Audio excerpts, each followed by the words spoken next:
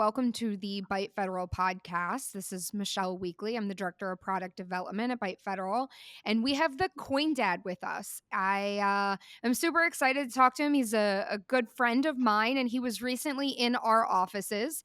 So I thought, why not hop on here and have a conversation about all that. Let's talk about what you were doing in our offices and about just sort of all of that. I think you have a great story. You shared that with me.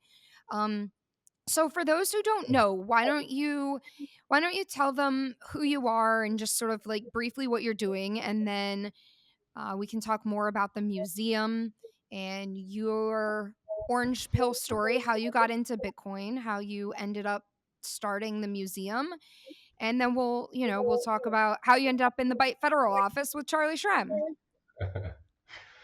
Well, I don't even know where to start. I guess I started from my introduction, but So you got into Bitcoin, before you started the mining museum. First, yeah, there's Bitcoin, right? So tell folks like a little like bit like I about that. heard about it. I remember it was $30 when I first found out about it. So that's Yeah. roughly 2000, early 2013 is Yeah. when I first heard about it, and I literally, till this day, I remember in my mind saying, "This is internet monopoly money for geeks." That is what I thought of. That was my first impression, and I straight blew it off. And I'm like, whatever, this is a joke. Then 2015, I heard it again, and I blew it off again.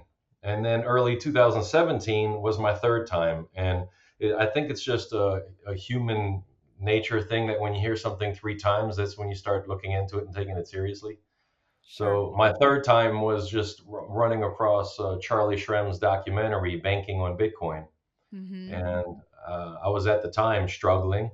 I just got married to with my wife. We just have a fresh marriage together. We have our first duplex together. We actually started from nothing, living in somebody's garage in Yeah. Texas, San Angelo, Texas.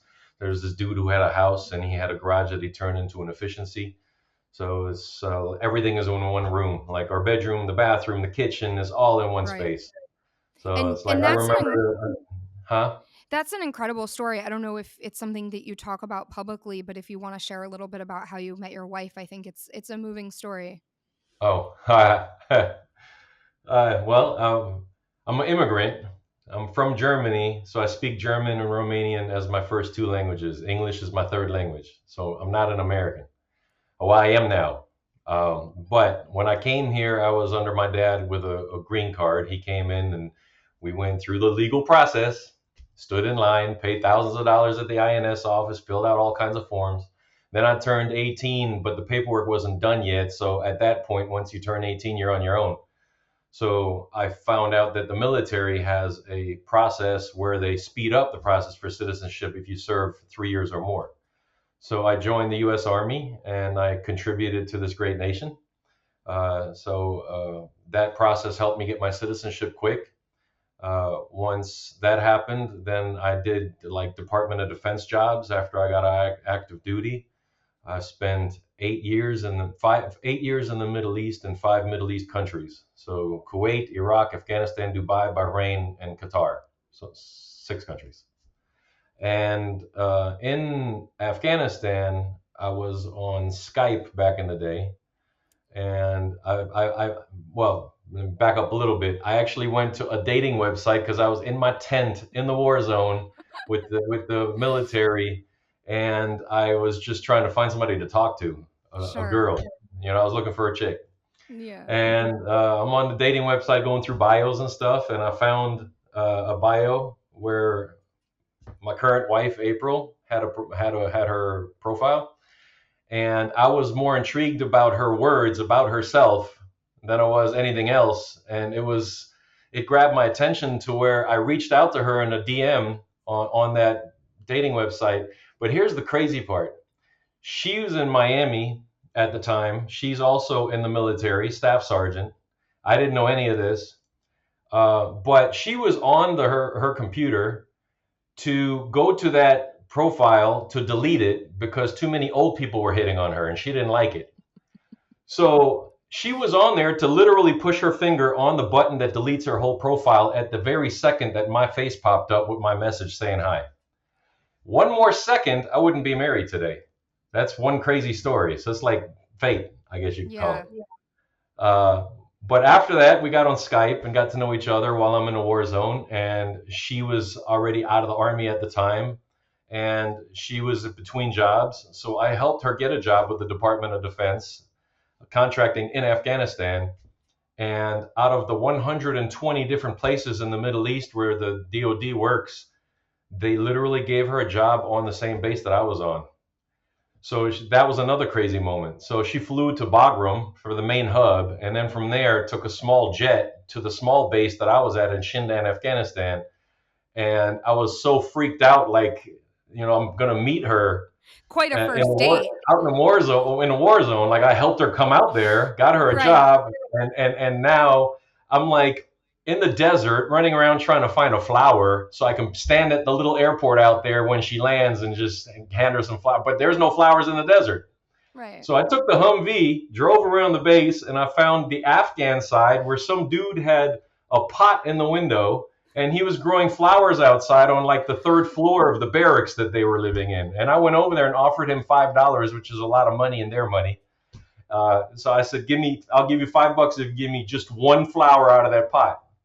So he gave it to me, and I drove back around the whole base to the airport, and I stood in the 120-degree sun on the tarmac, waiting for this little Air Force plane to land from Bagram with my flower in my hand. But the problem is, it was so damn hot, I didn't have any water out there. So by the time she gets off the plane, the flower's hanging over my fist facing the ground because it like melted in the sun.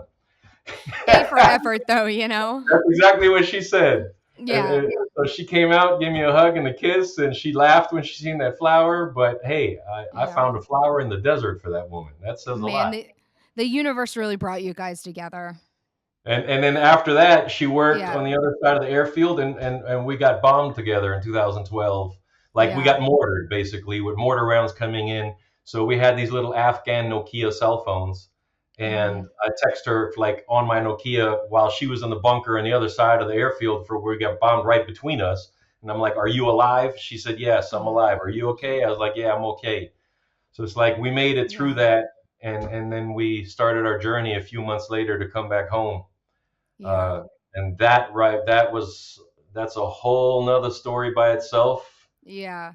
Where it took us a week to get home, and the C5 Galaxy plane lost an engine over ISIS territory, and we had to do an emergency landing in Incirlik Air Force Base, Turkey. That's Like wild. just getting home is like a whole big chapter in itself for that one week. Right. Like Yeah. I don't know how much time we have on your podcast, but that yeah, I don't want to Well, go you into guys that. have Maybe really, another day. yeah, yeah. I know we talked a little bit about this. You've shared some of these stories with me, and I just think it's incredible. Um, the story that you guys have, the things that you've been through, you have been blessed, truly.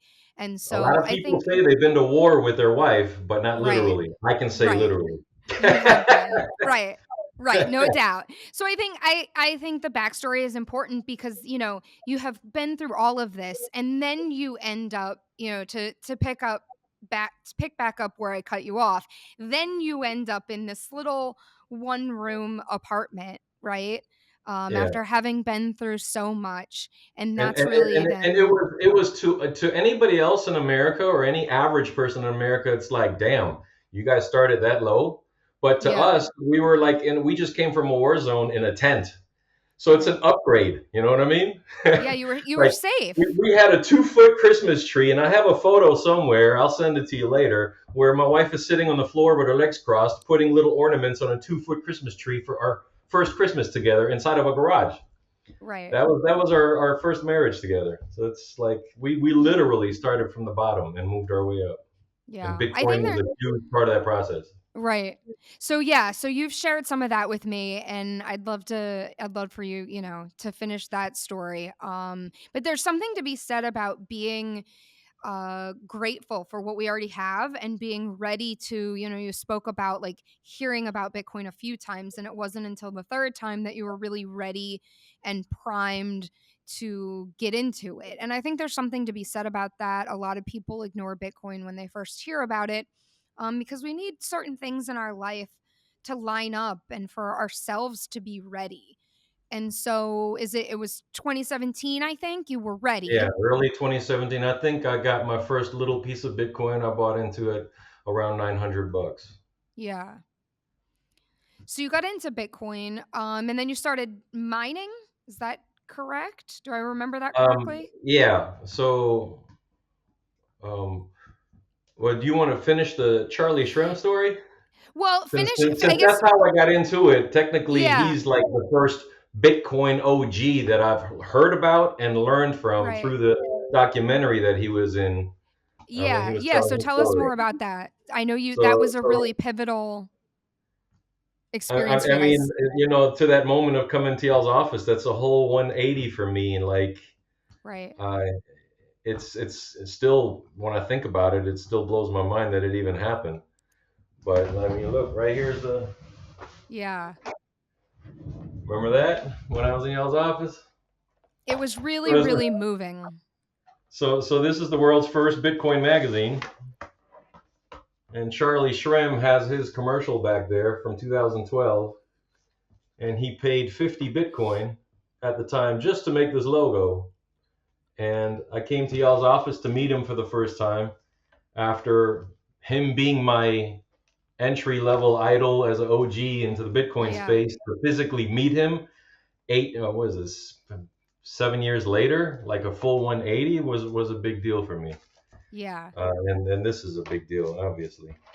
But It, yeah, that was super motivational for him to even take the time to allow me to come over there and hang out with y'all and see y'all's office, see your space. And that's another cool thing about coming to your office, and kind of makes it a little bit more personal, not just meeting you physically yourself after following you online for a while, but to see your office space and kind of see your little space that you hang out in and work at every day. It's kind of unites things a little bit better, yeah, relationship for wise. sure. And if it weren't for Charlie, I probably wouldn't have a job. Charlie was really a pivotal figure in the founding in the early days of Byte Federal. So it was really moving and full circle for us as well, for you all to be able to connect in our space. And I knew about your mining museum before I really knew you, and so that was cool for me to get to know you, and then, like I said, to be part of the time that you had with Charlie. So fill everybody in. So you go from watching the documentary to fast forward however many years, you're in No, it's Florida with us.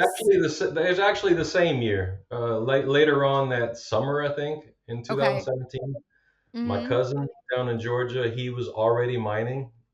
He's an IT guy for the third largest energy company in America at Okay. their headquarters office, and he learned about mining where he started mining in his basement. And when he found out that I got into Bitcoin, that's when he was teaching me about mining over the phone, or telling me about it anyway, until I went and seen his basement and seen his little operation with the shelves and his old S7s and S9s and all the different things he had down there. But he sent me a miner a D3 dash miner that he didn't want anymore. So just so I can get my feet wet of learning how to mine. So he shipped it to me and then taught me how to get into the UI and taught me how to connect to a mining pool. And I pissed my wife off next door in the bedroom by running this loud, annoying freaking miner on the other side of the wall from where we sleep. So I went and got creative and got a beer cooler and cut holes in it and taped it up and put flex pipe on it and ran the heat out the window and brought the decibel noise down. But it's like it was a Saturday and it was early in the morning. We're sleeping and I got a ding on my phone for my first payout. And my wife is like, "Who the heck is texting you this time of night?" And it's like Bitcoin. I Right. mean, Dad at that time. So I got showed her that I got a little payout from that machine that's making all that noise, and kind of from there it was all she wrote when it comes to her supporting me. So she didn't mind. Um, then I worked for the state of North Carolina as a logistics liaison for the mental health institution out here, and I hated my job. It sucked. And I was trying to, at that time, I was trying to find a way out. And I just got more and more passionate with Bitcoin and Bitcoin mining to the where I started taking the miners apart. My garage turned into a little shop. Then my garage grew. I maxed out my panel. Then I got rented out a shop from somebody else who had a bigger shop about 6 miles away from my house. Then it got to the point where I started making money on the side of me doing my regular day job. And my wife seen the passion in what I was doing in the Bitcoin world, but there was no passion in my day job. And I didn't know how to tell her, like, I want to quit my day job because it's a pension. Most people in the fiat world, there's like, they chase pensions.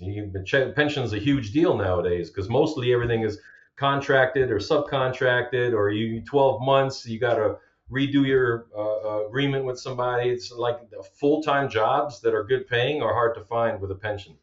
Yeah. So, especially during the Obama years when they had the sequesters and a lot of Mm-hmm. people in the government lost their jobs and they downsized everything. So it was tough, but my whole family like didn't want me to quit my job. Right. But then my wife came to me and she was like, "Honey, you got so much passion with this Bitcoin stuff. Why don't you quit your day job?" And Yeah. what? What did you just say? Like that blew my mind. And She's a good one. I had my resignation letter already printed out. I just didn't know how to tell my family that I want to do this. So Right. like she led me into it without me having to say anything. Yeah. I even tweeted it out back then. My name was Crypto Soldier or something like that before I became the Coin Dad. So Okay. like if you go on my under the Coin Dad back Yeah. then, I posted it on X. I just blacked out the private stuff. But Uh-huh. I motivated other people to quit their jobs with my resignation letter after I told them that I quit. That's awesome. I Uh, love it. so I I started my love it. LLC, and it's Mhm. the CoinDad LLC, and I started getting basically into consulting because Yeah. I traveled the whole East Coast to mining sites from Core Scientific, from Northern Data to CleanSpark to privately owned mining facilities. I've probably visited maybe anywhere from 25 to 30 sites on the East Coast over the time frame that I've had my company, doing everything from deploying thousands of machines that come in to consolidation projects, to decommissioning projects, to expanding the site, to advising, to doing cable management. I just became versatile in the space to where rather Bitcoin was going down or up, I stayed busy because I was broking machines when it got hot, and when it got cold, then or when the bear market kicked in, then people were building. So I was helping them build. And when the bull market takes off, I'm brokering stuff. So I'm selling power supplies, I'm selling fans, I'm selling parts for the miners on the inside, miners themselves, fans for the facilities, PDU strips from China directly connected. So I got pretty versatile with my day job. Yeah. From that is where my shop, uh, the larger shop that I ended up getting into, started collecting miners to where people didn't want them anymore because of Mhm. the bear markets. It's like What year was that that you started the sort of collecting? What, because that was kind of like the next phase of things, right? So what year yeah, was so that? that's roughly 2019, I think, when I realized that I have a few miners on the shelf collecting dust that were just different models, and I'm just Okay. like looking at a few machines on the shelf, like, okay, though, well, that's a cool little collection. I didn't think Mhm. nothing of it at the time, so I cleaned them up and I organized them and made it look pretty. And then I'm like, well, let me go find some more on eBay. So I Sure. found some more throughout the months and that whole year to where I got to like, I don't know, 30, 40 machines, Mhm. and they're all lined up in chronological order. And then I found out that there was companies that ended up going bankrupt, and I never heard of them before. And then I found machines from them, and then I started talking to OGs, and I'm like, hey, you've been around since 2010. Uh, if you look at my museum, there's over 10 advisors in the advisory team that are all OGs. So there's over Mhm. 100 years of Bitcoin mining experience between those 10, and many of them still had stuff sitting in the shed or in the attic that collected dust that they didn't want no more, that they gave to the museum. So I ended up building a network of OGs from the early days through the process of building the Bitcoin Mining Museum. And then I got to the larger numbers of past 50, 60 machines. And then I started looking on the internet for a museum, and there was nothing out there. And I'm like, Mhm. oh, wow. I found a niche. Like, there's no Yeah. competition, there's nobody else. It's just me if I do this. Right. So I found the Bitcoin Mining Museum's website and got the logo made, and then from there started building a team, and then it was the Bitcoin Mining Disrupt conference down in Miami, the world's biggest mining conference, Mhm. that seen what I was doing, and they were impressed, and they were like, "Why don't you bring it down to them to our conference?" And they gave me my first debut. So I've always got to show them some love just for opening that door for me with conference events. And we laid everything out. And I didn't know how the mining community or the Bitcoin community in general would react, but it was mind blowing. Those 3 days that I had everything lined out on long tables with, I think my first conference was 72 machines or something like that. Now we're at 125 since then. But there was OG people that one of them started to cry. And I'm like, "Are you okay?" And he's like, "That miner that you got right there, I haven't seen it in 10 years. And that's the one that made me who I am today. I'm a millionaire because of that machine." And he got emotional seeing it, which is Wow. actually that one right there, that You got silver it one. there? Jupiter. That's Yeah. so cool. It's really, So really meaningful what you're doing. thanks. I mean, it's like this right here is like backup stuff. My main Mhm. museum is all in a transport trailer, ready to go if a conference Yeah. calls me, and I You got had custom that. shell. Huh? You had that, right? It was right after Mining Disrupt, I think. Did you have the trailer when you came Yeah, yeah, to? yeah, yeah. That trailer was filled with Yeah. 125 machines. My whole Yeah. museum was in there. Yeah. I wish you would have came in there and looked at it. Yeah, uh, I've seen it all set up. I think at a couple of events now. We're here in Florida, so I generally attend Mining Disrupt.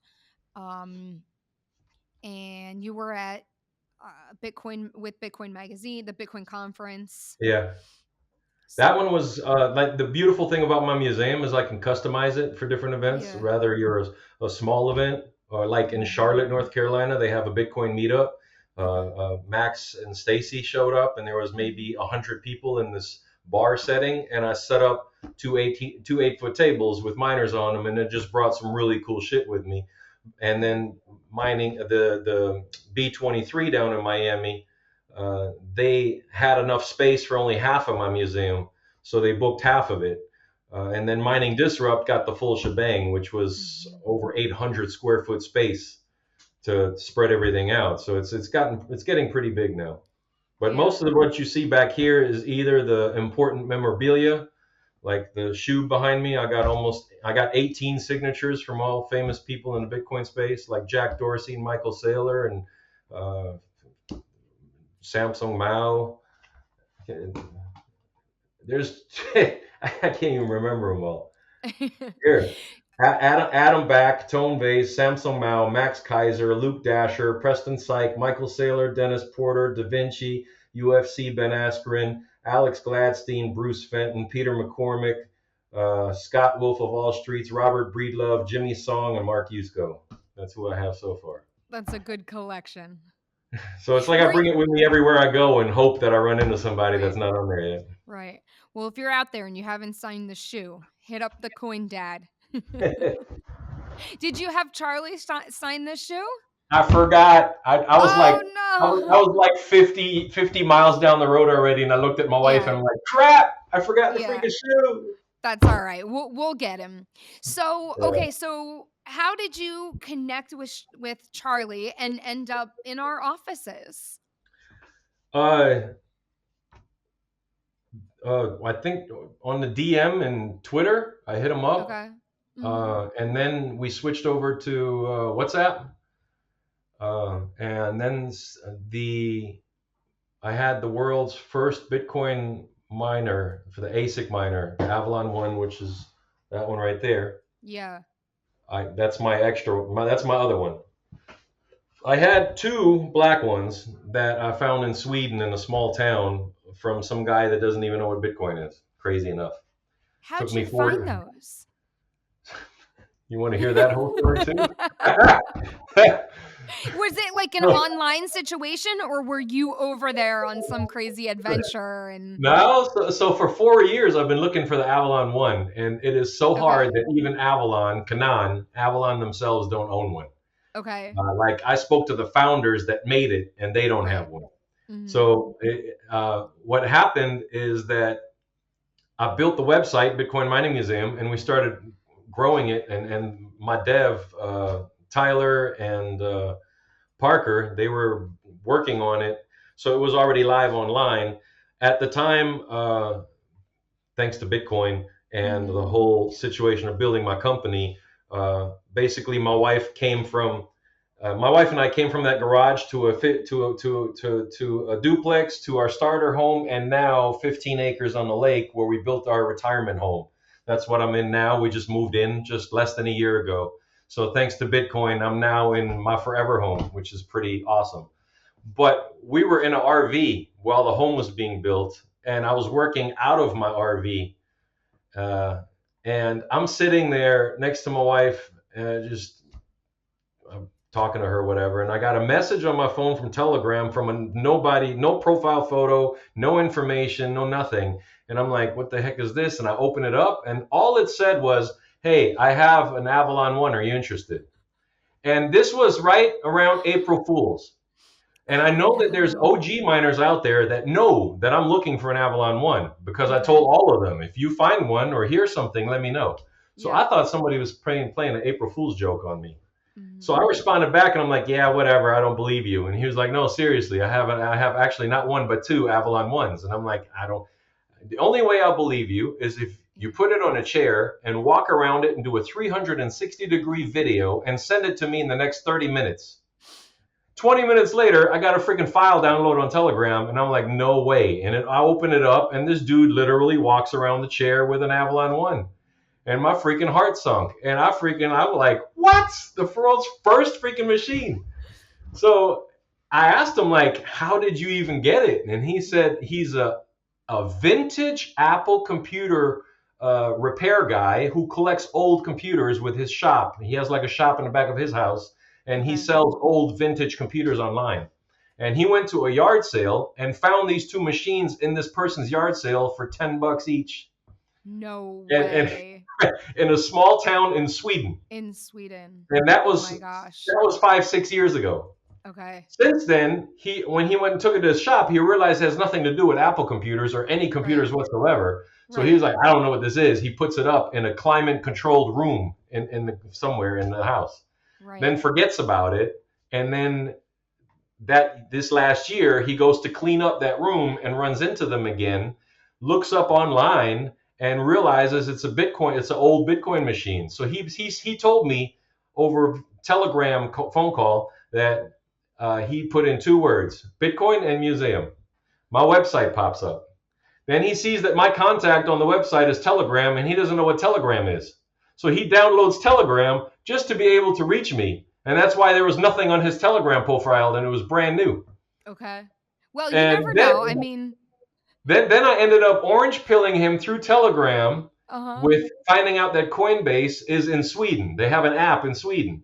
Right. So I told him, instead of going through the mess of a wire transfer and them asking questions about what's this for, why is this for a miner, blah, blah, blah, how about I just pay you in Bitcoin? And it was like Sure. 3 or 4 days of negotiation back and forth where we settled on a price. And I ended Right. up buying them in Bitcoin. And he got his first Bitcoin payment for the world's first Bitcoin machines that he didn't even know anything about.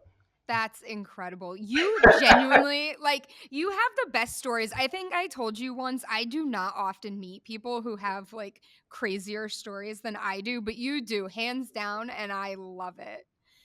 Thank So you. I've my dad told me I should write a book and you call it like should.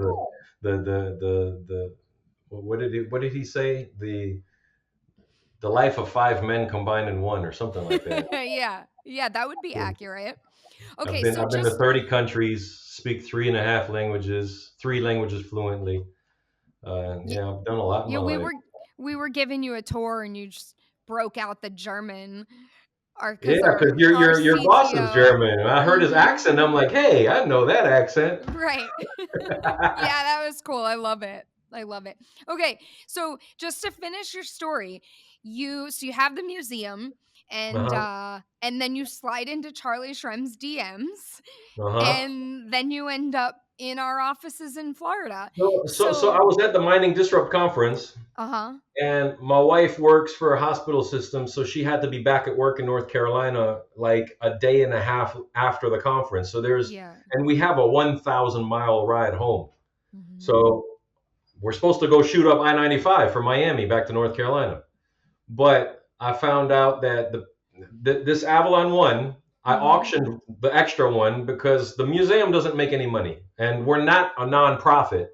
That seems to be a pretty difficult process when I looked into it, and I don't like the whole board of directors control. And like if I need to make a decision in real time to buy a miner before it gets lost somewhere from an auction, I have to make Right. a decision at that very moment. I don't have time to go ask other people, hey, you give your thumbs up to do this, and then I go back and the miner that I needed is gone. But Right. anyway, so because we're not a nonprofit and I have overhead to maintain the website and storage and security and building the museum by purchasing machines from that we don't have, I ended up auctioning the miner and it sold for roughly $25,000 on scarcity. And the people that won the auction are from Canada, and they were all in the Miami conference too. So I ended up just Mhm. bringing the miner with me with my museum, and then handing it off to the people that won the auction. And that person found out that Charlie Shrem was mining with that miner back in the day in his office in New York with BitInstant. So he Yeah. wanted to get Charlie Shrem's autograph on it. So he told me like he's gonna meet Charlie Shrem in Tampa on the way back, flying back to Canada. And I'm sitting there thinking like I have an opportunity, a small window here to do the same thing for the museum with our Avalon one Right. and the a few other items like the magazine I Yeah. showed you. But Yeah. it was a 4 hour detour going to the other side of Florida, and Right. we're pressed for time for my wife having to go back to work. So in that last minute, while we're literally loading the trailer at the conference and getting ready to leave, instead of going I-95 north, I went Alligator Alley straight across. And I was like, you That's know right. what? I might not get an opportunity like this again. And I'm that type of person that if there's a window that passes by this small, it starts to get further and further away. It's harder to go through it. And to me, that was that window. And I dove right through it. That's how Yeah. I got Michael Saylor to sign that sneaker right there. I jumped between him and his security team on the way out the door, and that was my moment. You know, like I see moments and I jump in. Many times you will get rejected, but Sure. if you keep trying, eventually something's going to happen to where you get what you're trying to get or what you're trying to go Yeah. after. And to me, that's like a life lesson in general. So, Absolutely. That's how you end up with the good stories. yes, You just got to go for it. Like whatever that's you exactly want to right. do, you got to try to do it. I don't like And living in regret. I don't want to be 70 yeah, years old wondering, well, I wonder what would have happened if I would have got into Bitcoin in right. 2017. Right. You know? It's true. You have all of this. Hey, yeah. Right. This is I still pinch myself. I'm not gonna lie. I Yeah. just finished building a half-acre pond in the backyard, and I just went over there to feed my fish, Mhm. and that I put in there. But all that even all this Yeah. is because the mind frame on being into Bitcoin and understanding the freedom and Mhm. understanding to learn to think for yourself and to study. Like just because somebody says something doesn't mean it's gospel. So Yeah. do your homework and learn things, and through that process you learn other things that you might never hear on mainstream media news or in public schools. So like I love eggs, for example, and Okay. grocery eggs are freaking They're like like this $15 yellow. now. Oh This yellow yeah, is the the yolk or color. the inside of a grocery egg. It's gross. But Bitcoin led me to this. Wait, All right? why do you have those in your closet? For you. I brought Oh. this for you. Okay? So I went and collected eggs today on my way back into the office from the chicken coop. And I'm thinking to myself, I'm Amazing. like, this is a perfect little display because when you open these up, Right. they're Bitcoin orange on the It's inside, true. Yeah, and I they get all taste my. so much better. Mhm. And if you understand what the process is for the commercial chickens in the grocery store versus your own real eggs, Right. and this is kind of like a gateway drug on the side of freedom, because from here it led me to the pond, because you buy fish, you don't know where the hell the fish came from and what they put in the water where the fish were in the farm Right. raised fish and catfish and whatever. So I got Mhm. my own pond with my own fish and I'm feeding them every day on my own. And what we're going to start doing next year is called fishing fry. instead of Okay. instead of just frying the fish, you actually go Yeah. and catch the fish and then you fry Right. them in real time. A Okay. fishing fry barbecue. I like it. I like it. I get all my eggs at the farmer's market. I don't have my own chickens yet, but it's coming. It's coming. And I Oh have man, it's cool actually. having chickens. They all have their Yeah. own personality. I got Hal Finney out there. I got all these different names. Oh my goodness. How many chickens do you guys have? uh, 12. We got 12 now. We 12. start we Okay. started with 6 and then moved up Mhm. from there to a little more. Yeah, it'll We have grow. some It'll coyotes grow. around here, and some of the Okay. neighbors' chickens already got killed from coyotes. So I was Yeah. thinking, like, I'd rather have a little bit more, so in case some of them get lost from Right. a coyote eating them, at least I still have enough chickens left, and Sure. then grow back again. But Yeah. I mean, wait, I can grow as many as I want now. I know. It's totally a gateway drug. I'm completely on board with you. Actually, I will not eat I won't eat chicken. I call it sick chicken. So chicken that's like not pasture raised. Uh-huh. Um I won't eat it. And I've been doing that actually for many, many, many years. I have been suffering the people in my life, just harassing them like don't eat sick chicken.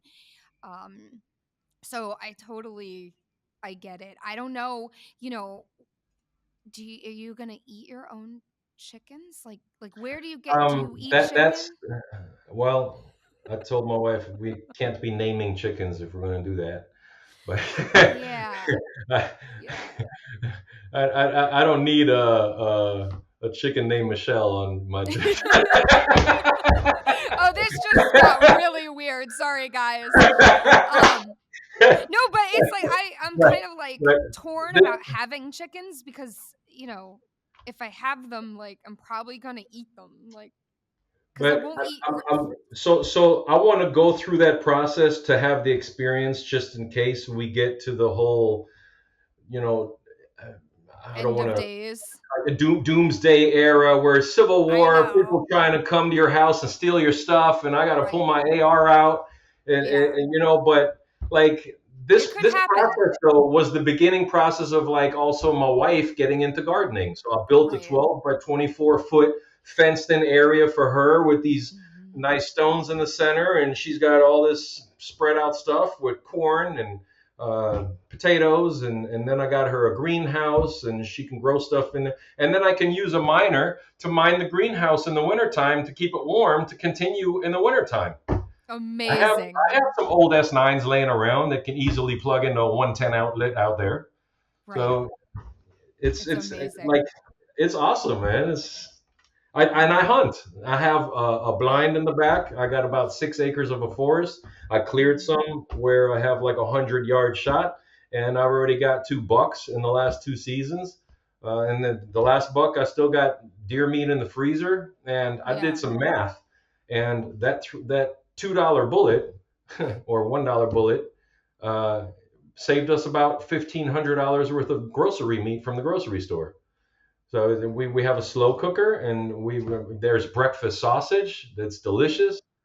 And then you add that with these eggs and with the potatoes Mhm. out of the garden, and you got a whole healthy breakfast right there without any GMOs, chemicals, and all that crap.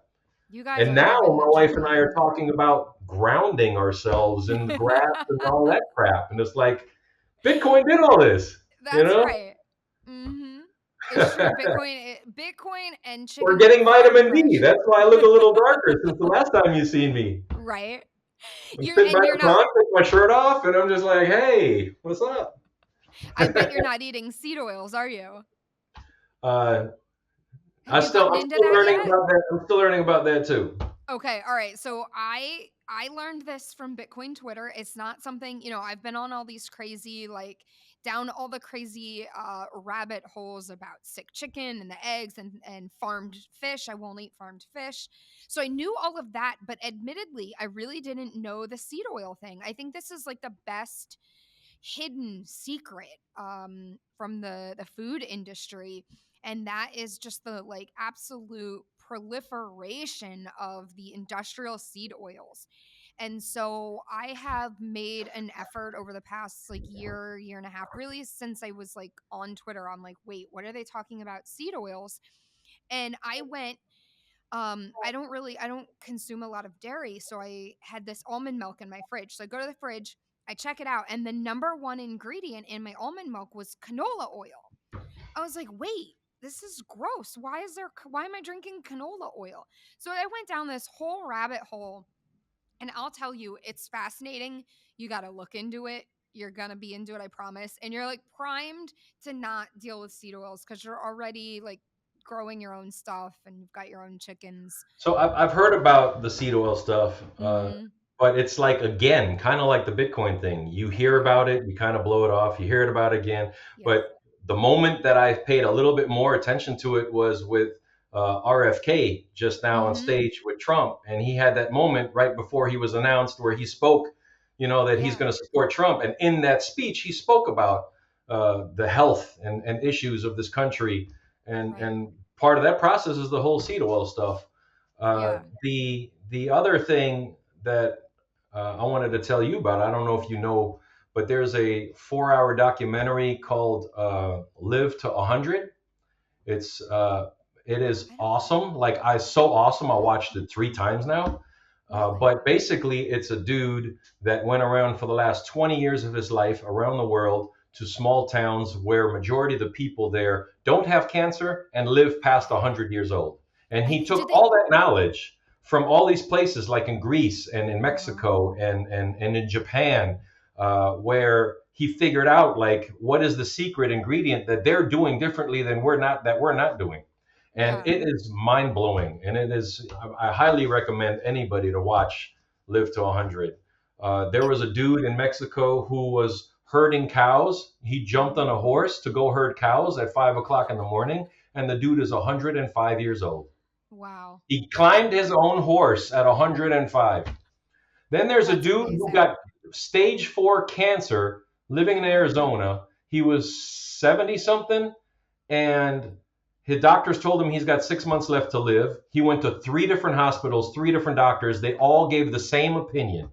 Yeah. So, because he's from Lithuania, one of those countries, I forgot. He wanted to go and basically spend the last 6 months of his life where he grew up at as a child, I've because he heard was an this. immigrant. He Yeah. went back home, and in that small town, they make their own wine. They Mhm. make their own food. Everybody's eating healthy, and all of his comrades from his young teenager era or whatever, they were all healthy. So he started to live their lifestyle, and now he's in the documentary. I think he was 98 or something like that. So he never died. The cancer left his body. Stage 4 cancer left his body because he changed his environment and That's changed how he amazing. lives. Yeah. And so we live in a society to where we literally pay money to kill ourselves and then spend our retirement money to keep ourselves alive. That's so messed up.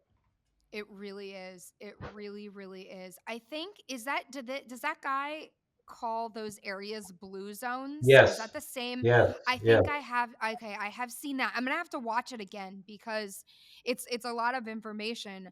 Um, but it unfortunately is not a surprise to me. Have you watched the recent Tucker Carlson episode with, I think her name is Casey? There's a brother and sister who both came from healthcare, and their statistics are actually the statistics that RFK was referencing.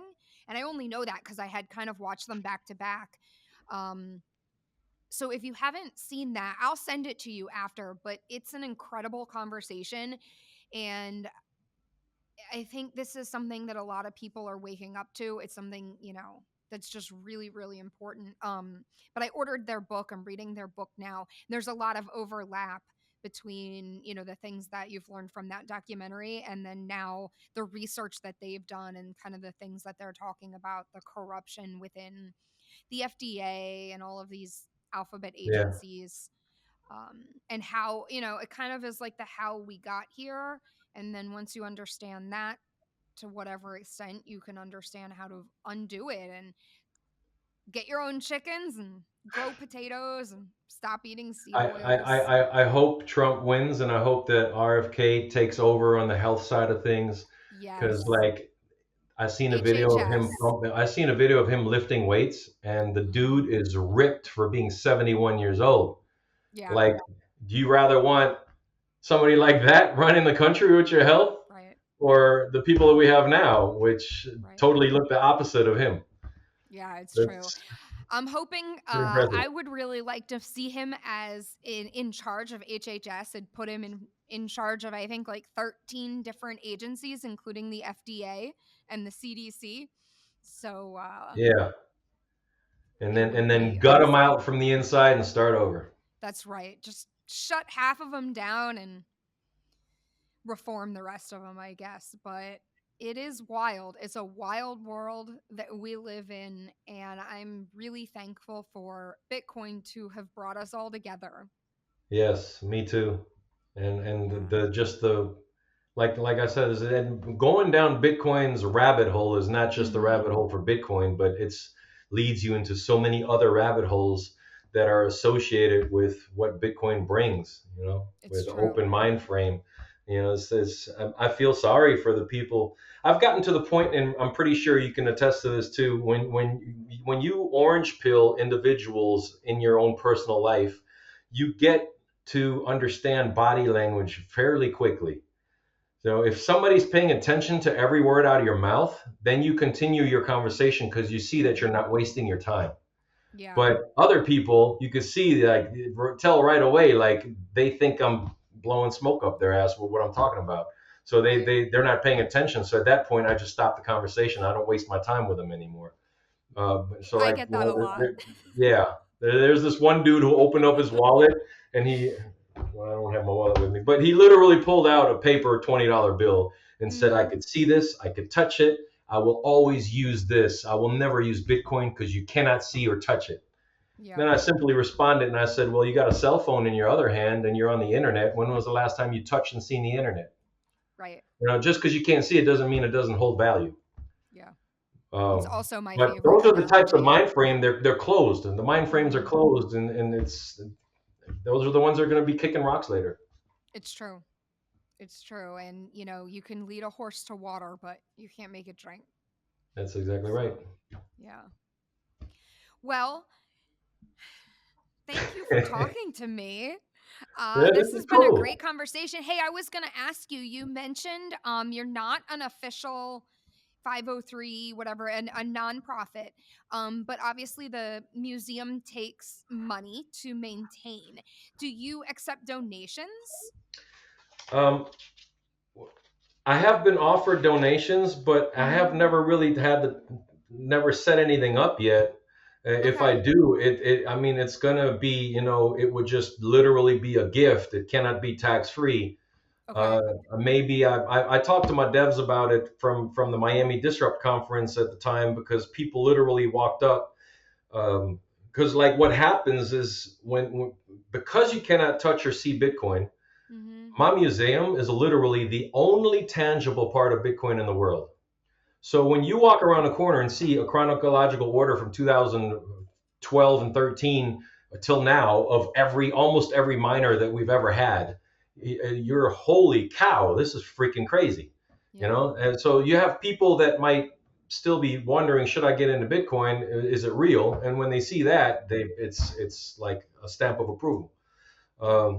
So people have offered to donate in real time right in front of my face. Like, where can I QR code you or Yeah, scan you should have that. Lightning Network or whatever? And I had Mm-hmm. nothing for them because I've never really been offered any money. Right. So I don't have You should nothing set up right now. you But should set it up and one thing that I do want to I guess, put out Uh-huh. is that uh, I'm also at a bottleneck. Okay. What I mean by that is when I travel with my trailer for 1,000 miles to Miami and 1,000 miles back, it is a huge risk. And a lot of people don't understand behind the scenes, like we go armed. My museum has value, and I cannot post the logo on the side of the trailer and then be in a hotel in Jacksonville on my way down, and then the whole thing gets jacked or people steal stuff, and I wake up and half my museum's gone or the whole trailer's gone. Yeah. So it was like, and then somebody can T-bone me in the intersection, and all of my hard work is gone because I've, Yeah. I've dealt with a dozen countries around the world with I don't know how many hundreds of man hours involved into building this whole thing.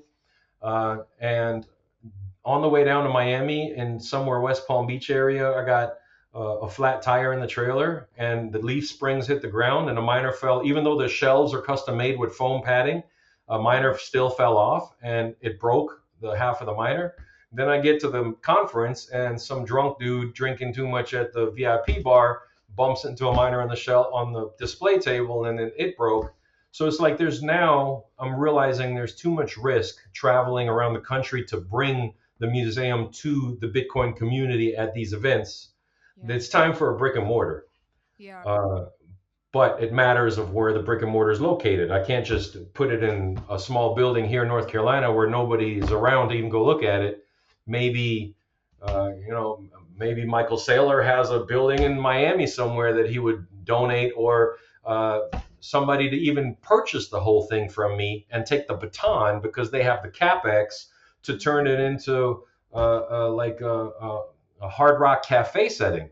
And if I was to do it, I don't want no boring museum either, where you just walk Yeah. in and just stand there and go from one thing to the next, Right. and it's quiet and there's nothing there. I'm thinking Mission Impossible laser lights around this first miner with smoke coming out Obviously. of the bottom real slow, with That's right. like S9 mining in the ceiling with LED lights all in there and the Genesis block imprinted on the floor. And, like Bitcoin Amazing. Batman laser lights moving around in the whole place, and you get to Nothing go to the less. bar and order a creme de la shrem drink, named Yeah. after legends and stuff, and Right. just This like is amazing. like a Bitcoin event center, I guess you could Yeah. say. Like if you want to get married and you're a Bitcoin Yeah. maxi, rent the Right. whole place out for your wedding, be surrounded by the history of Bitcoin. I So was talking to somebody in Nashville who was looking at purchasing a small hotel. Sounds like it would be the perfect match. And I don't know if they did or not. There were a couple things that needed to line up, but I'm going to reach out to them and find out what happened with that property. And if anybody is listening and you have, a Bitcoin, there's a Bitcoin hotel. I just learned about it. It's not in Prague, but the woman who runs it was in Prague, and I forget where she's based. But I think you're going to see more and more of these places pop up, and I'm sure one of them would end up being the perfect fit. it would have to make sense where the environment is, very Bitcoin friendly, to where there's Yeah. actual overhead and traffic coming in and out because there's a lot of Bitcoiners. I Yeah. felt like I still feel like Nashville is also a great place with David Mhm. Bailey, because they actually started a Bitcoin museum in their Yeah. headquarters office. And I physically went there and I met the director, Tommy, great guy. I actually donated an old miner to their museum from our museum Mhm. while I was there in Nashville. But that's still up for talks right now between David Bailey and myself. We'll see if anything happens from that. Sure. But my team spent 2 weeks putting a professional 20-page proposal together for an acquisition. If anybody is interested in taking the baton, and it wouldn't just be like, here you go, here's my museum, go have fun. It's a transition process where my team is involved, where we Yeah. educate whoever takes over, and even be a part of stuff. If they have events in the future and they want to a la carte, book us or whatever, then we can come out and be a part of that event to help them. But it's a transitional process if anybody was to take the baton from me. But I'm Right. at that point where uh, I've done a lot of legwork to get to where we are now. I'm Mhm. bottlenecked. I don't have the capex to move this forward right now. It's here with me. I can't really do much else. uh, and I would like to, while I'm still able physically, go with my wife around the country and at least be a little bit retired and enjoy some of the fruits of my labor. So it's I it's would like one of the I'm at that phase, you I would know. say you guys have earned that. Yeah, I Yeah. yes, I agree. Like we've served this country, we've Mhm. taken risks to get where we are, Yeah. and nothing got handed to us. Yeah. Nothing ever got handed to us. We worked from the bottom up, Yeah. and I'm proud of that. Yeah. It's an So incredible there's story. there's no let me put it to you this way. There's no white privilege over here, okay? You know, I know, okay? Listen, English is your third language. Like, It that is. sounds like diversity to me. Yeah, it is. Well, Well, and I'm married to an African American too, so that's I'm right. I'm very racist. That's right, you're racist. Oh, now you're gonna get me going. I'm gonna end up in trouble. That's why I love you though. No, you and I'm so glad that we met and we became friends and Bitcoin brought us together. I'm thankful for many people that Bitcoin has brought into my life, but you and your wife are definitely very, very special people. And, Thank you you. know, You're it's you're my little been Bitcoin sister. That's how I always thought about you ever since we met. Yeah, it's true. And I think, it's great. I'm glad that we could talk, and I don't know what's going to come next for the museum, but I know that you will make it happen. You're going to make the right thing happen. It's probably going to be epic. I can't wait to see it. So, Well, I try to think outside the box when it comes to stuff, and yeah. I actually just came up with something yesterday I really can't talk about on here. Yeah. Who knows what will happen, but we'll see. Maybe in a few weeks I'll hear something. Well, you let me know. You keep me up to I'll, I'll date. tell I'll tell you offline. Okay. Okay, sounds good. I think well, I will leave it there. For those of you that have just found the Byte Federal podcast, give us a follow. You can like this video. I think, you know, we're on YouTube, but we may be looking at going to Rumble. YouTube, of course, just shut down Simply Bitcoin, Yeah, which is a whole, with obviously Nico. yeah. Yeah, but So there's a blessing out of that though, because they went live mhm, today on Rumble and they had more yeah, people. I think it was almost 500 people at reviewing, which was higher numbers than YouTube. So that's I awesome. think it's a hidden blessing. I think so. I'm glad to hear that. I've been actually in back-to-back meetings all day, so I didn't know that, but I'm going to look it up and watch it, and I'm so I glad to logged hear into it and that. I seen Yeah, 479 people logged in when I logged in to see them live. awesome. Yeah. Awesome. Yeah, we need to support, the demolition of the big tech mafia. So, if So anybody I'm not on Nostr, but I okay. want to get on there. But I'm not really I'm not a techie person. So Oh, you can do it. maybe you can help me out with that later I on. will. I'll help I would you. love to get on Yeah. there. Yeah, and there's a bunch of tutorials out there. I think, BTC Sessions always does it. And there's something else I just saw that was like a quick intro, but I'll help you. Honestly, it's easy. It's getting easier and easier. I think it still needs a little bit of work. And I have a couple concerns about it, like I always do with everything. But I'm sure Bitcoiners will work it out. If anybody can figure it out, it's gonna That's be what our helpful. community is good at, though, poking holes in Yeah, the stuff and then it's figuring it true. out. It's true. So, okay, well, thank you so Okay, much for taking the time to talk with me. And we pleasure. will talk to you again soon. I look Thank you. forward Thank you so to much for some having sort me of on, Michelle. I announcement. appreciate you.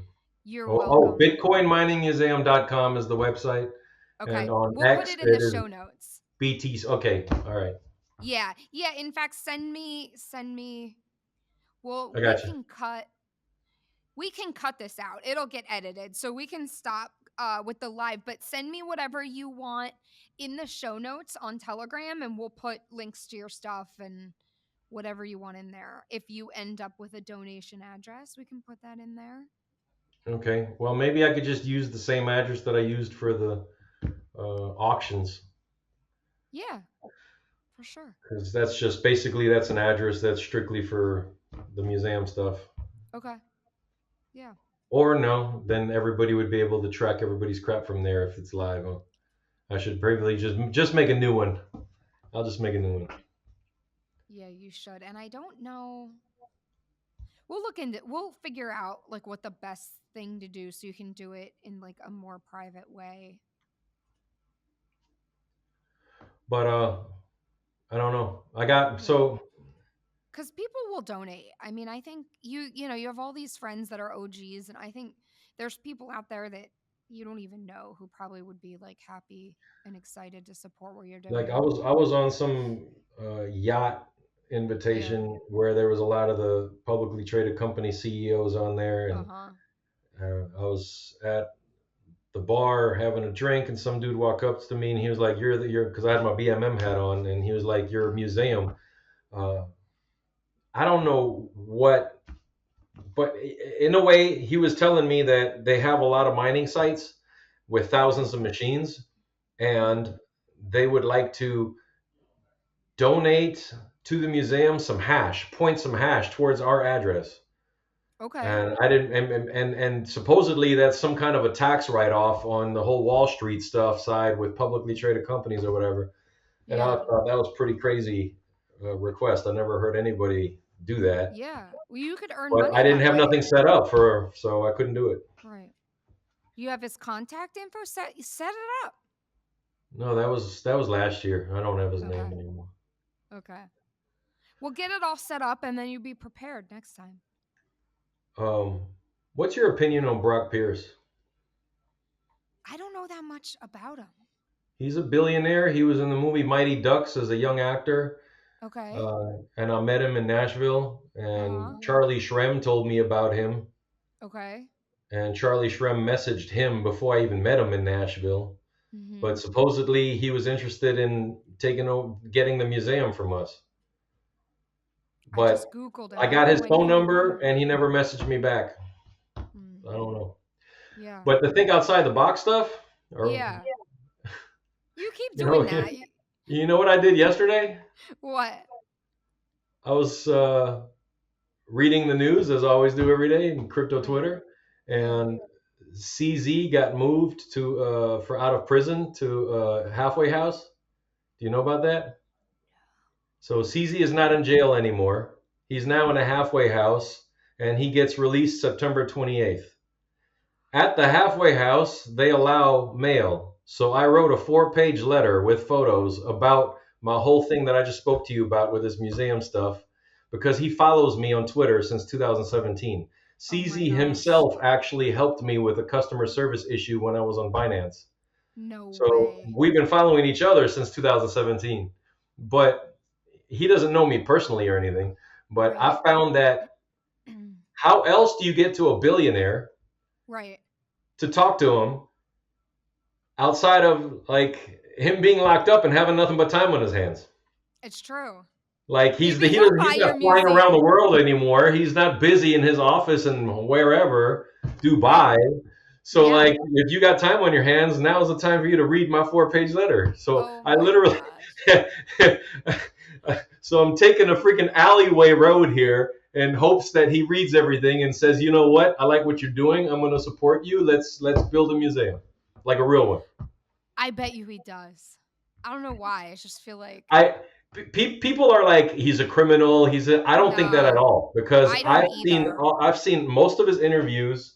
Like the dude is humble and he Yeah. is nice and he helps kids in Africa with water pumps and all kinds of Right. projects and like I think what happened is that people kept information from him Mhm. that were doing bad, nefarious things in the company with this whole Mhm. Hamas crap or whatever. And when it was public knowledge, he said, you know what, the buck stops with me. I'm going to take the Yeah. blame and keep the calm in the community in Bitcoin. Because if the company would have crashed, imagine it would have been another FTX situation. Right. Right. Well, So you know, I think he literally took one for the team for these 4 months in jail and the $4 billion fine. I agree with you, and I actually give him. I actually I would say my opinion is even like more. So I read the charges because the shit that I have learned, since taking this job, I mean, the alphabet agencies are one thing, but the alphabet regulation is a whole nother thing. And I read the charges that they charged him with. It's like AML crime, like he didn't have a strict enough KYC policy, which is just it's actually something that they're charging the Telegram. Telegram guy. Yeah, they're using that. This is like the new thing that they're just throwing at everyone. It's an And then they umbrella charge. they also charged him with this really absurd violation of like I forget what it's like the EECO or something. There's some weird economic emergency act, and they've been using that to charge people as well, and it's just a complete scam. I actually think they're just using him to make an example. I mean, they did him, they did Roger Ver. They're going after people, and they want to make sure everybody knows that they can get you if they want to. John McAfee. Yeah, yeah. So, I mean, I think I met he him before too. you did Yeah, before or after? before. Okay. I never got to meet him, but What maybe do you one mean after? day. You can't meet him after. He's gone after. Do you think? I think he might be still alive. Well, I think that he's his wife. Uh huh. I met her. Well, I didn't meet her, but I spoke to both of them over the phone once, Okay. and they are like super in love. Like she's. I don't think that he would ever freaking do anything like that to her, to where she's now Yeah. alone, wondering, Right. what she. They never gave the corpse back. The Spain still has his freaking body. She never got to bury him, and it's been over what 2 years now, a year and a half. There's no body. And I met Roger Ver in Tbilisi, Mm-hmm. Georgia, south of the Moscow there. Uh, I mean, at the time he seemed cool, but Yeah. he, You know what? I don't hate Ver the way that all these Bitcoin maxis hate Ver. I think that he completely believed yeah, everything that he has said, and I think he really was a true believer, and he believed in peer-to-peer electronic cash. He was on the other side of the fork wars, but I don't think that he was ever like malicious. no, he's Like, he's not on the like the Craig Wright of the world. right, He, right, he not at he's all. he's just he's on the wrong side of the fence, but not in a bad way. Yeah. No, I completely agree. And I don't think that it's acceptable the way that they've gone after him in any way. People are like, oh, well, he didn't report his earnings Oh, that's a accurately bunch of enough. bullshit. Oh, I looked fuck into that off. too. You know Yeah. that he denounced his citizenship like you're supposed to when you leave America, and Yeah. that And was 10 years ago. And yes. he paid all of his exit taxes when you leave Right. the country when you do that. Yeah. It's like So it's like 50%. it's like how the hell do you find something a decade later to call Right. him on and pull him in and arrest him? Like why Like, wasn't that important to you 8 years ago or 5 years yeah. ago or 2 years ago? And it was like 6 months before the statute of limitations came. Like they just decide. Yeah. It's really it's criminal, and it's escalating, and I don't know if we're going to stop it or not, but I know that you got chickens and I'm getting some chickens, so we're going to be all right. But you know what I don't like is that we Yeah. still, even though we think the way we do and we live the Mhm. way we do, you still have that anchor of Yeah. property taxes, and I I hate know. that. I And know. like my parents, like my dad, worked for 50 years in the hospital system. He's retired, Right. but he's on a fixed income. Yeah. And as inflation continues to eat his income away on a fixed income, the property taxes keep moving up on him. That means it's Mhm. like either you go back to a part time job Right. or you sell your property and move to something to downsize because you can't afford property. It's getting to the point where property taxes are almost at a monthly payment as your house was when you paid it off, your Yeah. mortgage. It should So be like the illegal. property taxes are moving up to the mortgage level after Right. you spend your whole life paying the house off, and now you still, it's no different than still having to pay your house off. It I know. sucks. It really does. Like It's in like, El Salvador, there's tax free for property taxes until you sell. When you sell it, they take 10%. I think it's 10%. yeah. That's I so just saw super that. fair. I agree. I agree. It's criminal. It It really is, is. Mhm. because as soon as you don't pay it, they come and take everything from you. How is Right. that fair? or So you cool. die and they still take taxes from you when you die with a death tax. It's like Right. they still steal from you after your heart stops beating. It's fucking wild. All right. All right. I gotta jump off. Okay. I enjoyed my time with you, Michelle. Me too. Thank you so much for talking to me. I'll let you know. Send me on Telegram whatever you want in the show notes. I should have wrote down in real time, Yeah. but then people would have noticed me writing. But I forgot a lot of the topics. I I know. can Oh, ask. I have the photo of the little Christmas tree in the garage where we Oh live. yeah, send me that. That'd be A great. photo of me and my wife in the war zone. Okay. Yeah. Uh, what the hell? Did else would have? Maybe just send me a picture of the museum, like whatever your favorite picture is of the Okay. All museum. right. And And you already have a photo of these in real time. yes, we can screen grab those. I love it. Oh These are gosh. the Easter eggers. They're Yeah. like a cool military green color. I I just like them. stocked up. I literally just bought 3 dozen yesterday. So Uh, the okay. chickens were lazy for a while. Okay, I'm gonna let you go, and I'm gonna go. I gotta move locations here before it's too late. It was really great to talk to you. We'll be in touch, and I I will let like you the know vibe when of your this gets backdrop too. It's posted. kind of like that Thank stand-up you. comedy vibe in the. Well, it's like it's just really hard to get anything up there. So like I have my "Don't Tread on Me" sign. I want to get it there, but I gotta figure out like how to hang it. So we might get a little table or something. But yeah, it's cool. We're learning as we go There's here. if you go to Lowe's and it's not that Yeah. expensive. There's this hammer-looking thing that's like this thick, and you put Okay. a 22 caliber bullet on the tip with a Okay. freaking nail, and you Yeah. hit it with the hammer, and the charger ignites the bullet, and the bullet shoots the nail into the cement wall. So you can actually put wood or put whatever into your cement wall behind you to hang things up.